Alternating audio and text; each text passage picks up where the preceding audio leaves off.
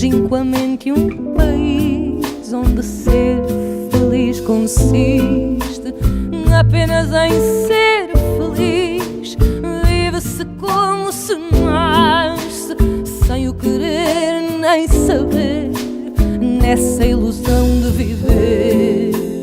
O tempo morre e renasce sem que o sintamos correr.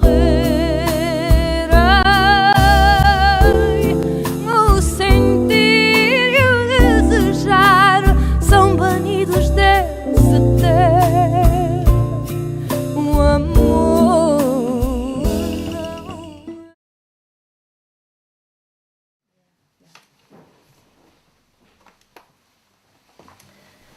Tardé varios años en poder pensar en la muerte de mis padres con algo más que alivio. Hasta después de haber superado la treintena, no fui capaz de verlos como personas reales, personas que habían hecho todo lo posible con la vida que el destino les había dado.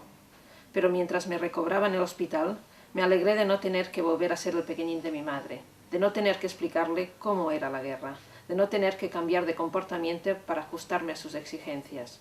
Sabía que había devorado a mi padre, y me alegraba no tener que luchar para evitar que hiciera lo mismo conmigo. Ah, esas mujeres buenas, ignorantes y seguras, ¿hasta qué punto se las puede llegar a odiar? Incluso estaba cruelmente encantado de que no hubiera vivido para saber lo de mi cruz Victoria. De haberse enterado, se habría jactado, con su falsa modestia, de ser la madre de un héroe, de que de su seno hubiera salido tanta valentía. Y todo por sufrir 3 años de degradación en el cieno de Flandes.